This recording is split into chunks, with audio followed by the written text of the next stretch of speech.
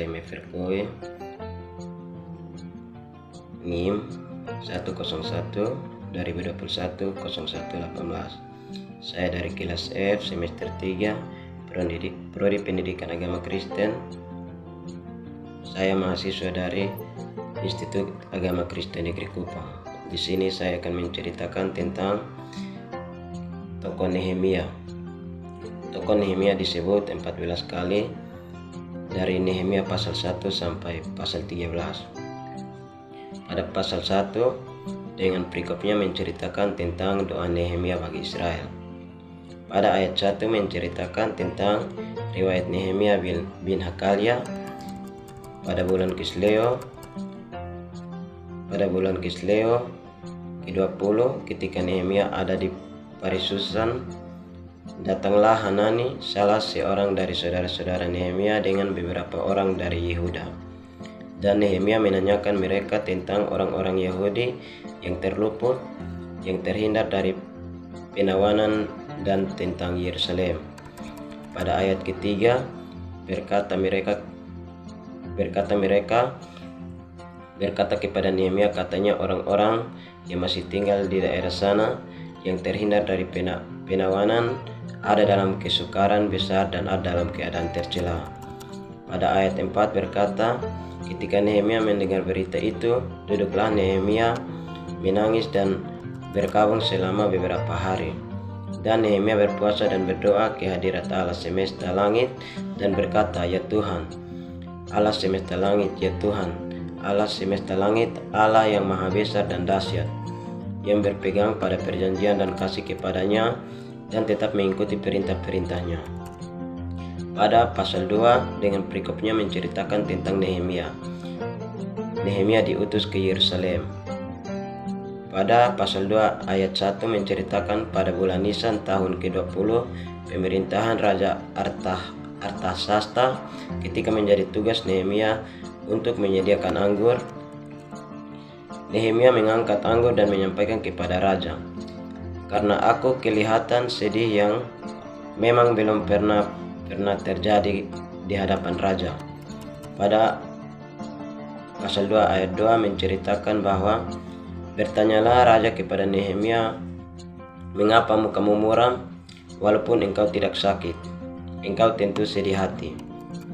Pada pasal 2 ayat 3 menceritakan bahwa Nehemia menjawab, hiduplah raja untuk selama-lamanya. Bagaimana mukaku tidak akan muram kalau kota tempat penguburan nenek moyangku supaya aku membangun kembali. Pada pasal 2 ayat 11 menceritakan bahwa Nehemia tekad membangun kembali tembok Yerusalem. Maka tibalah Nehemia di Yerusalem. Sesudah 3 hari dia di sana. Bangunlah Nehemia pada malam hari bersama-sama dengan beberapa saja yang menyertai dengannya. Pada pasal 2 ayat 14 menceritakan bahwa Nehemia meneruskan perjalanannya ke pintu gerbang mata air dan ke kolam raja. Dan Nehemia naik ke atas melalui wadi pada malam hari dan menyelidiki dengan seksama tembok itu. Kemudian Nehemia kembali, lalu masuk melalui pintu gerbang lebak dan Nehemia pulang. Para penguasa tidak tahu kemana Nehemia pergi dan apa yang telah ia lakukan karena belum memberitahukan apa-apa kepada orang Yahudi. Pada pasal 2 ayat 17 menceritakan tentang berkata Nehemia kepada mereka, kamu lihat kemalangan yang kita alami, yakni Yerusalem menjadi reruntuhan dan pintu-pintu gerbang yang telah terbakar. Mari kita bangun kembali tembok Yerusalem supaya tidak dicela. Dan Nehemia beritahukan kepada mereka betapa murahnya dan Allah yang melindungi Nehemia dan juga yang dikatakan raja kepadanya, dan mereka menjawab dan siap untuk membangun. Pada pasal 3 ayat 16 menceritakan tentang Nehemia bin Azbuk, penguasa setengah wilayah Bet-Sur, mengadakan perbaikan sampai di depan pekuburan Daud sampai pada kolam buatan di rumah para pahlawan. Pada pasal 5 menceritakan tentang Nehemia memperhatikan keluhan-keluhan sesama orang Yahudi, dan pada ayat 8 Nehemia berkata kepada mereka, kami selalu berusaha sedapat-dapatnya untuk menebus sesama orang Yahudi yang dijual kepada bangsa-bangsa lain. tetapi kami ini justru menjual saudara-saudaramu supaya mereka dibeli lagi oleh kami, dan mereka berdiam diri karena tidak dapat membantah. Pada ayat ke-14 menceritakan sikap Nehemia yang tidak mencari keuntungan sejak Nehemia diangkat menjadi bupati di tanah Yehuda dari tahun ke-20 sampai tahun ke-30 pemerintahan Artasasta. Jadi 12 tahun lamanya Nehemia dan saudara-saudaranya tidak pernah mengambil bagian yang menjadi hak bupati. Karena pada ayat 15 berkata Nehemia takut akan Allah. Setelah itu pada ayat 16 Nehemia memulai pekerjaan tembok itu walaupun tidak memperoleh ladang, dan semua anak buahnya dikumpulkan di sana khusus untuk pekerjaan itu. Pada pasal 6 menceritakan tentang pembangunan tembok diselesaikan usaha-usaha membunuh Nehemia. Pasal 6 ayat 1 menceritakan tentang ketika Sanbalat dan Tobia dan Geshem orang Arab itu dan musuh-musuh yang lain mendengar bahwa Nehemia telah selesai membangun kembali tembok sehingga tidak ada lagi lubang, walaupun sampai waktu itu di pintu-pintu gerbang belum pasang pintunya, maka Sanbalat dan Geshem mengutus orang kepada Nehemia dengan pesan, mari kita mengadakan pertemuan bersama di Kefirim di lembah Ono. Tetapi mereka berniat mencelakakan Nehemia. Lalu pada ayat 3 berkata Nehemia mengirim utusan kepada mereka dengan balasan, aku tengah melakukan suatu pekerjaan yang besar. Aku tidak bisa datang. Untuk apa pekerjaan ini terhenti oleh sebab aku meninggalkannya dan pergi kepada kamu? Sampai 4 kali mereka mengirim pesan semacam itu kepada Nehemia, dan tiap kali Nehemia berikan jawaban sama kepada mereka. Pasal 6 ayat 10 menceritakan tentang ketika Nehemia pergi ke rumah Semayan bin Delaya bin Nehetabel, sebab ia berhalangan datang. Berkata ia, biarlah kita bertemu di rumah Allah, di dalam bait suci, dan mengunci pintu-pintunya, karena ada orang yang mau datang untuk membunuh engkau ya, malam ini mereka mau datang membunuh engkau. Tetapi pada ayat 11 Nehemia berkata, orang manakah seperti aku ini yang akan melarikan diri?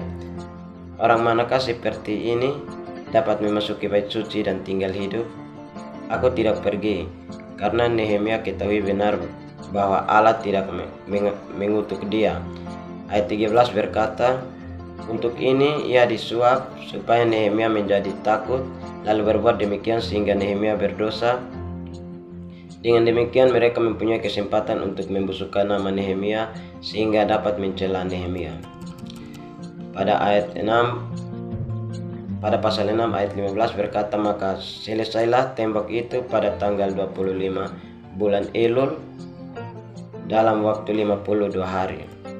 Pada pasal 7 menceritakan bahwa tindakan-tindakan Nehemia untuk melindungi kota.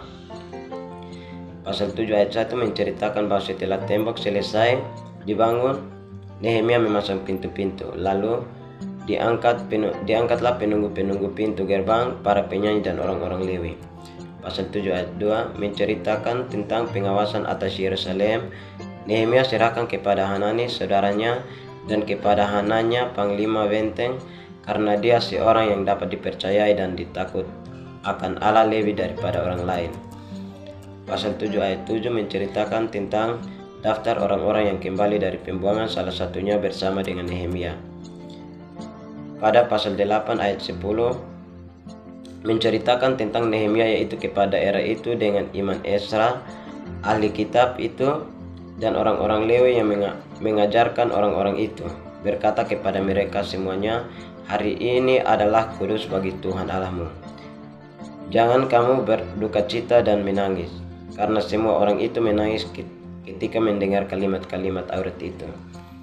Pasal 10 ayat 1 menceritakan bahwa yang membubuhi Metrai adalah kepala daerah Nehemia bin Hakalia Sedekia.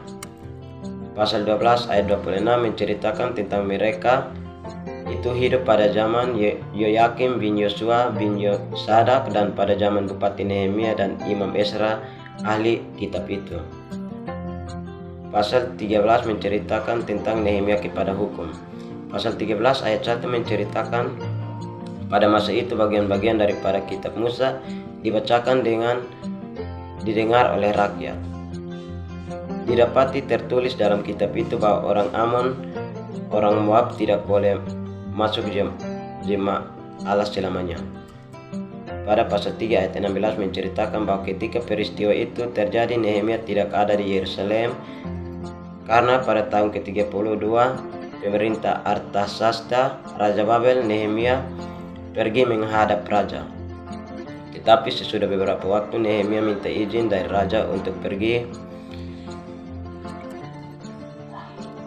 Pasal 13 ayat 7 menceritakan tentang lalu Nehemia tiba di Yerusalem dan melihat kejahatan yang dibuat Eliasib untuk keuntungan Tobia. Pada pasal 13 ayat 8 menceritakan tentang Nehemia menjadi sangat kesal, lalu melempari semua perabotan rumah Tobia keluar bilik itu. Pada pasal 13 ayat 9 menceritakan bahwa kemudian Nehemia suruh tahirkan bilik itu. Sesudah itu Nehemia kembali ke sana, perkakas rumah Allah, korban sajian dan keminyan. Pasal 13 ayat 10 menceritakan bahwa juga Nehemia dapati bahwa sumbangan-sumbangan bagi orang-orang Lewi tidak pernah diberikan. Pasal 13 ayat 11 menceritakan tentang Nehemia menyesali para penguasa dan kata Nehemia, mengapa rumah Allah diberikan begitu saja? Lalu Nehemia kumpulkan orang-orang Lewi itu dan Nehemia kembalikan pada tempatnya. Pasal 13 ayat 17 menceritakan tentang lalu Nehemia menyesali pemuka-pemuka orang Yehuda dan kata Nehemia kepada mereka, kejahatan apa yang kamu lakukan ini dengan melanggar kekudusan hari Sabat? Bukankah nenek moyangmu telah berbuat demikian sehingga Allah kita mendatangkan seluruh malapetaka ini atas kita dan atas kota ini? Apakah kamu bermaksud memperbesar murka yang menimpa Israel dengan melanggar kekudusan hari Sabat? Pasal 13 ayat 21 menceritakan bahwa lalu Nehemia memperingatkan mereka dengan berkata, mengapa kamu bermalam di depan tembok? Kalau kamu berbuat itu, sekali lagi akan kukenakan tanganku kepadamu. Sejak waktu itu mereka tidak datang lagi pada hari Sabat.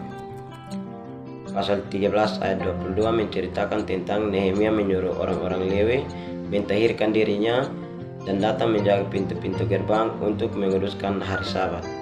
Pada masa itu juga Nehemia melihat bahwa beberapa orang Yahudi memperistri perempuan-perempuan Asdod, perempuan-perempuan Amon, atau perempuan-perempuan Moab. Pasal 13 ayat 25 menceritakan bahwa Nehemia menyesali mereka, kutuk mereka, dan beberapa orang di antara mereka dipukul dan cabut rambutnya. Dan Nehemia menyuruh mereka untuk bersumpah kepada demi Allah dengan berkata, jangan sekali-kali kamu serahkan anak-anak perempuan kepada anak-anak lelaki mereka, mengambil anak-anak perempuan mereka sebagai istri untuk anak-anak lelakimu atau untuk dirimu sendiri. Pasal 13 ayat 28 menceritakan bahwa seorang dari anak Yoyada bin Eliasib, imam besar itu adalah menantu Sanbalat, orang Horoni itu. Oleh sebab itu Nehemia mengusir dia. Pasal 13 ayat 30 menceritakan tentang Nehemia mentahirkan mereka dari segala sesuatu yang asin, dan Nehemia menetapkan tugas-tugas untuk para imam dan orang-orang Lewi masing-masing dalam bidang pekerjaan.